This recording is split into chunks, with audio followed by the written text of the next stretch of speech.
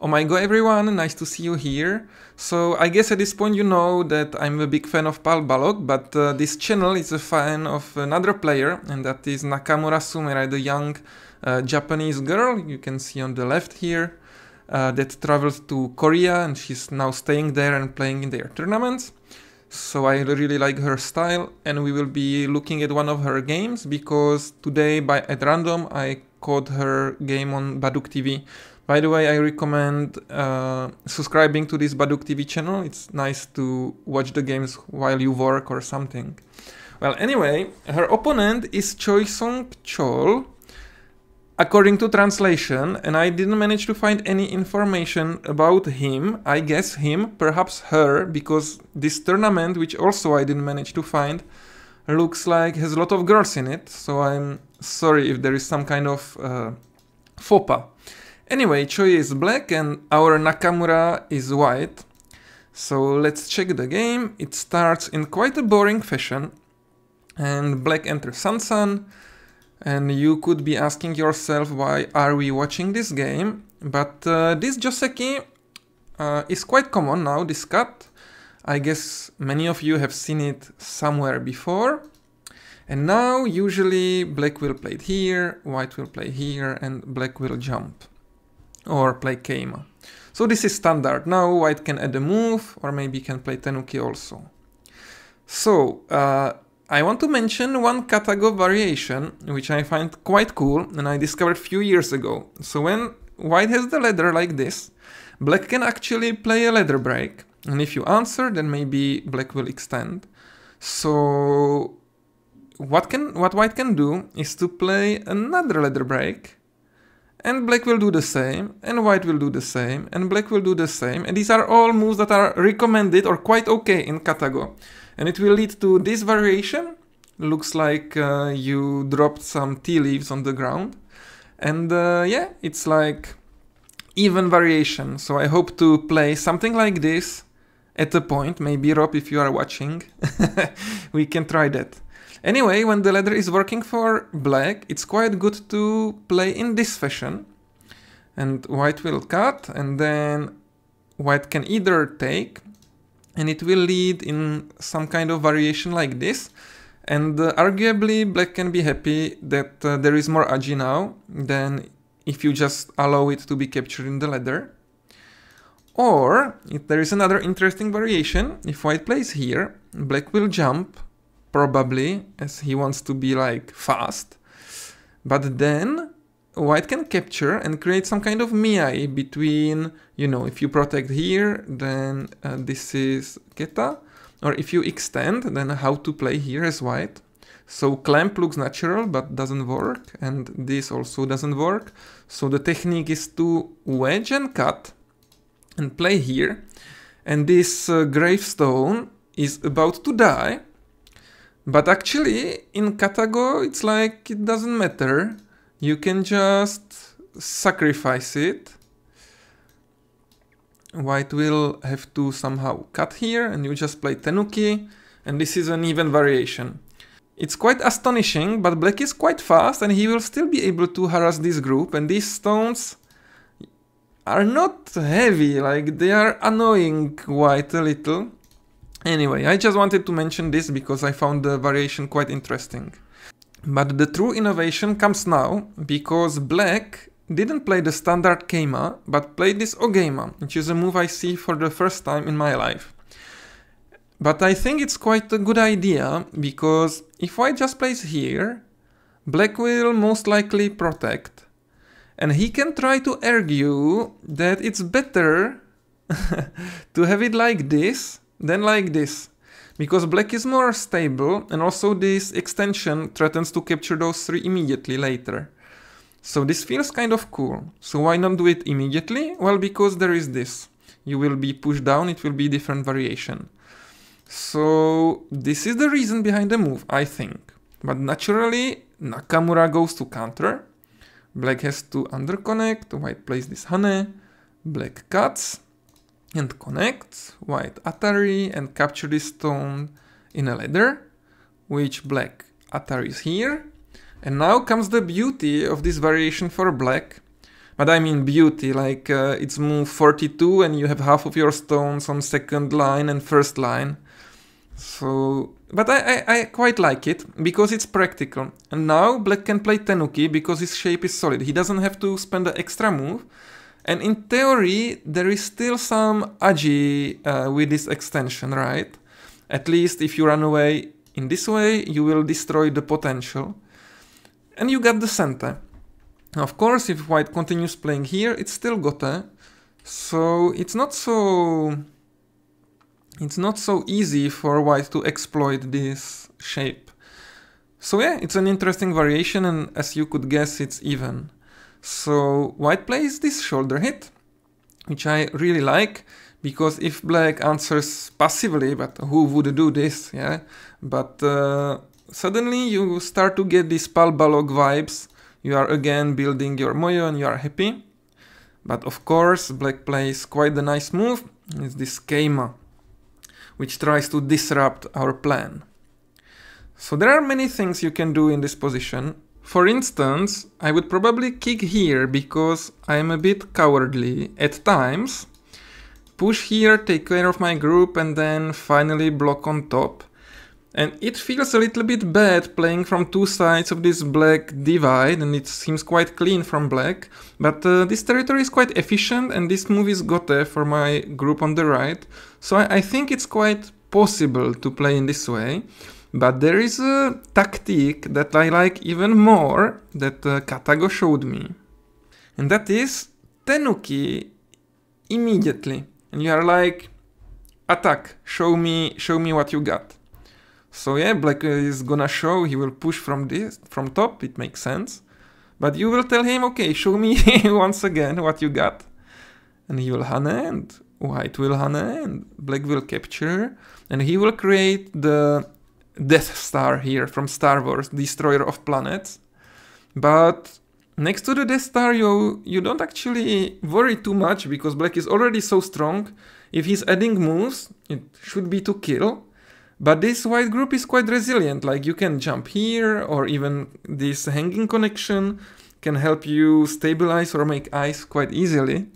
So actually, white can tenuki again, and he's fast, like he's everywhere, and black is slow as a turtle with these two moves, difficult to explain. But again, it would be even, like you are still suffering here, don't get me wrong. But anyway, Sumire decided to cut here and show us the power of youth, which leads to a... I don't know, I don't really like the variation. Like white gets to extend a lot, but at a point she needs to protect here. And yeah, you are also kind of playing from two sides, similar as my variation, but now you are like closer to each other, which is usually something you don't like, and black invaded. Actually, maybe just playing here could have been enough. This is the Katago move. Because if you just answer, like, yeah, what is white doing? Like, black is gaining points and even thickness in the center. But anyway, black invaded, so white divided, asked a question, then divided, black peeped, jumped, white jumped, and black played his hane, trying to exploit the lack of liberties, so white naturally kind of captured in geta. Black jumped, white jumped, black jumped, now suddenly these are dying, and white played his hane, and you could play this sequence without thinking. Well, not me, but yeah, it feels natural, right? And what to do next as black? So, something like this would be okay, but it feels a bit soft. Especially if you consider this group, it's not really super weak, like it can extend here and make an eye there, then theoretically something like this also creates an eye, but still it's a weak group, so putting pressure makes sense. So what I like to play in this kind of pattern is this keima, because if later you get cut like this, then this stone is connected with this one, it's better than if he was here. So usually it will dissuade your opponents from cutting you if you play here and still you apply pressure. But in my recent games against Jan Shimara, he actually cut me. In this way it was still scary. But it depends, you know, exactly on the position. But in this case, black played here immediately, which looks like a strong move if you are not afraid of this. I think especially if your rank is like 5q to 10q, you are really afraid of this shape. Like, what do I do if white plays here? But somehow you know the strong players, they play like this. And if you ask somebody like me, I will tell you, yeah, but come on, this is bad shape if you cut, right? Like white has really bad shape. And it's true, but still it's not so easy to punish if black protects, and white has to add a move here maybe, so he doesn't die. And then black escapes and something like this happened. I don't know, I mean these blacks, they got cut. So even here it has some meaning, so be careful about this move. You need to respect it, like you have to be prepared to do something against it. But white preferred to somehow gather its energy, reinforce this white group, and the variation was like peaceful. I think it was probably slight overplay to play there immediately, but it was like quite complicated. Black extended, white got here, which is quite a simple variation in which you could be very satisfied as white because you are making territory, but you fix this black problem because now this is virtually anytime center, so it was costly as well. And black decided to start a fight elsewhere, thinking that probably this group is more or less okay now that there is almost an eye here, or there is an eye, and probably there will be another one somewhere, right? So he pushes, and of course you play the hane on the head of 2 stones. But this is the second point of this joseki, that if this natural move happens, black has quite an interesting move of cutting here. Because if white captures, he also captures, and suddenly, yeah, he managed to destroy a lot. And if you connect, somehow then this boomerang shape dies, so it's a problem. So you need to keep calm here, and what Sumire played, and it's very good, she played this Atari. And she's saying, I have time to squeeze you here. So black would probably play in this way, and now what if you are white? So it would feel like natural to add a move and capture and make this, I know it's called turtle shape, but it looks like human lips, no? Like kissable shape or something. And yeah, but if you do this, then you lost a lot of points here, and if black manages to survive and still reduce this area, it may not be enough. Actually, you should realize at this point that in this sequence, these 2 stones are not so important. What is important that you gain this strength. And you don't need to make it stronger. Now it's the time to attack. So white would probably start attacking this black, and he would, or she would, make all of this territory. And it would be probably good for white. Therefore, this Atari is center. So this is the game. And only then white came back to capture. Suddenly, black is a bit afraid, so he helps his stones. White connects, and only then black captured those, but you can see that once white got this squeeze, it's already not so big to give up these stones. So the game is starting to look good for Nakamura. And white puts pressure on the black's group, black cuts and reinforces. White destroys the shape a little bit, black extends, white blocks, and black starts to make 2 eyes with his group. I know here it looks a bit scary, but let's not forget all of this is kind of Sente-ish, so it should be okay. But yeah, black attaches here, which looks natural to help your group, but it's a bit like resourceless, because white is quite happy to reinforce her corner. And then black makes this eye, and it's white's turn to play. So now, how would you continue? I think I would personally play the move that white played, but actually, at this point, white could already be happy with the attack because she fixed the corner. Here the shape is clean.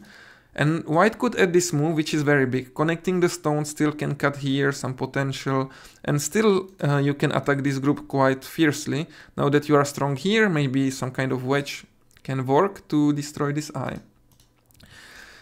So this would be, I think, like Lucas Podpera style, just take the stone and win in endgame, but white decided to continue the attack and take the eyes here. Black pushed, but now he played a very good move, and that is this connection, trying to survive and take the points at the same time. So okay, now it's getting scary, so white goes for the kill, but it doesn't seem there is a kill. And even though we cut in this fashion, after this Atari, white plays this counter Atari. And if black took, then it would be happiness. But it looks like, even though it feels very unnatural to put this extra stone and then still sacrifice, if you do it, then black gets this push, and it's kind of like forced sequence, manage to make this eye. So white then cut this. Now this wedge is a big problem. So, okay, this is center to disconnect the group, but then black has to come back here and manages to live with the group. But white had a small profit, but not as big as this. So white is ahead about by 2 points at this point. So now it would be natural to connect here, but actually it's not necessary, because if you get cut, you have one eye here and the second one is here. So no need to worry as of yet. Black played this block and white connected. So now what? Now, how would you play the endgame? So first, black played this exchange, not to miss it, then this exchange. And now I think this is like a problem for maybe 3Q level. What is the biggest endgame? So in endgame you have to watch these double center moves, right? But in this case, the biggest move is for sure to play this empty triangle. Because if you do, you may get this endgame in center, and then you may get this one as well. That's the plan, at least. If you start it from here, then white will ignore the bottom, because it's not so big. And probably you will have to protect, and it's already a success for white if you compare this variation to this variation, right? As you see on the top. So there is no time to play this hane, so black correctly played in this way, and then play this hane. And now I know this is my dear territory that I wanted to do all along, but in endgame the double centers, they are so big. If you can ignore this, you should do it. And actually in this game, white probably can play here. And if black cuts here, which he should, or maybe arguably he can first play in this way, but it doesn't change much, and then cut, then white will cut and take. And yeah, black can jump here, but then white can also jump here. And suddenly, maybe this group is getting a bit weaker and is like losing also a lot of points. So maybe you will manage to live somehow, but it will be a very small life. So black actually can't afford to play here, and he has to answer. But then white gets this in center. And okay, we lost some points here, but we gained some points over here. But what is the most important is that at the end of the sequence, since we ignored, white has center, and it's white's turn to play. For instance, this move. Whereas, if you just answer, and then still just answer, it's black's turn to play the biggest endgame. Okay, arguably, this one is the biggest. So had Sumire ignored, as of course she knows this is like quite basic, it's always how exactly it is, you know, how much bigger is this compared to this and the center, etc. She had 30 seconds, she made a mistake, this would have been like game winning. Like this, white is losing by 2. In the game, white still had a chance for a comeback, because here, to this wedge, black just played a very soft move. He should have cut and fought here, it would lead to some very complicated but winning variations for black. Like this, even though black lives, white had the opportunity to destroy the eye, which wouldn't kill black at all. he would manage to live here, but look at the points that white is gaining. Instead, white didn't play this move, she played b4, which is also very big, but black didn't answer and just extended and allowed this underconnection, which of course originally underconnecting looks very big, but basically since there is this jump you are adding points 1 by 1 or maybe 2 by 2, so it's not that huge. But yeah, if you compare this to this, it's a massacre difference. So still this would have been half-point game about, but like this, white is unfortunately behind. And at the end, Nakamura lost, I think by 2.5. I actually didn't even check, and I didn't even say it in the Czech video. Oops. Too bad for them. And yeah. So, yeah, so there is 2 points. Yeah, it looks like 2.5. So yeah, this would be the game I wanted to show you today. Some new joseki, and overall, it's difficult not to play here. Huh? Who wouldn't play this move? Who wouldn't? Let me know in the comments, and see you around. Bye.